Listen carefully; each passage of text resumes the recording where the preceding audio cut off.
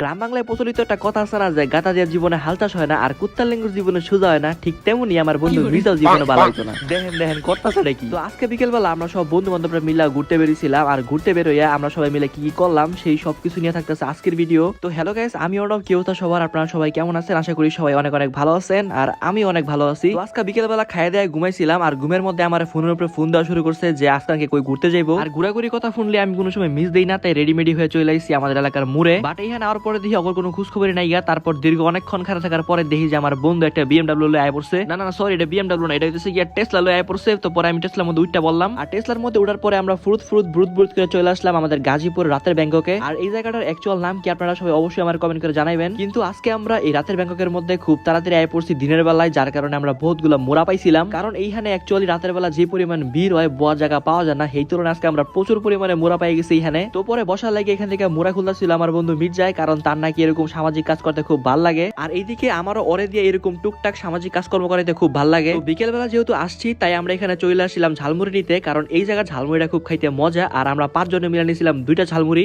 যেটা আমার কাছে খুব বেশি মনে হয়েছে, কারণ আমরা 5-6 জন মিলে খাই একটা ঝালমুড়ি, আর হ্যাঁ লইছি 2টা ঝালমুড়ি। বাট এইখানকার ঝালমুড়ি গুলো কিন্তু খাইতে অনেক মজা। আগে দাম ছিল 30 টাকা করে, এখন হয়ে গেছে 40 টাকা করে। এমনিতেই পকেটে যে অবস্থা, তার মধ্যে আবার লইছে আজকে 2টা, জানি না আর বিল কাটা দিব। বাট এতটুকু শেয়ার করতে পারি যে বিল দেওয়ার মধ্যে আজকে আমি নাই, বিল যদি আমার ধরাই দেয় আমি খেলে দৌড় দিব। যাই হোক, তারপর আমরা ঝালমুড়িটা শেষ করলাম, আর ঝালমুড়ি শেষ করে এখান থেকে লইছিলাম যে পিআইজি আর লইছিলাম আলুর চপ। এখানকার পিআইজি আলু চপটা খুব খাইতে সুস্বাদু। তো পরে আমার হাবাইতে আমার বন্ধুরে বললাম, বন্ধু কেমন লাগতেছে? পরে আমার বন্ধু বলতেছে সেই ভাই সেই লাগতেছে পুরা। আর এটারে জিগানি কোনো দরকারই নাকি, কারণ হ্যাঁ একদম অরিজিনাল রিয়াকশন দিয়ে দিছে।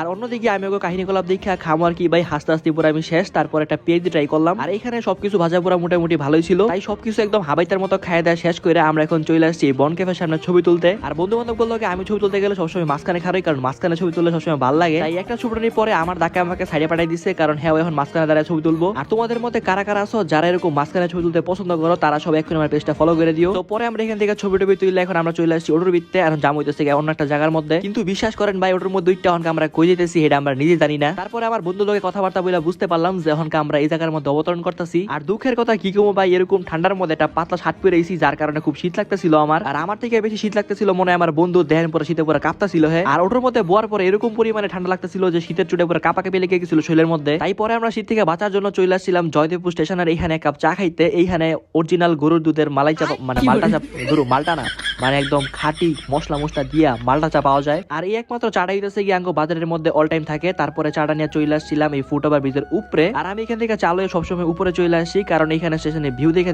চা খাওয়ার মজা হইতেছে অন্যরকমের। তো গাইস, আজকের ভিডিওটা ছিল এই পর্যন্তই। ভিডিওটা আপনাদের কেমন লাগছে অবশ্যই কমেন্ট করে জানায়েন। আর যদি ভিডিওটা ভালো লেগে থাকে তাহলে ভিডিওতে লাইক করে আমার পেজটা ফলো করে দিয়েন। আর আজকের এই আজের আমার ভিডিওটা আপনাদের কাছে কেমন লাগছে অবশ্যই কিন্তু কমেন্ট করে জানাবেন। তো আপনাদের সাথে আমার দেখা হবে নেক্সট অন্য কোনো একটা ভিডিওতে। ততক্ষণ পর্যন্ত টাটা।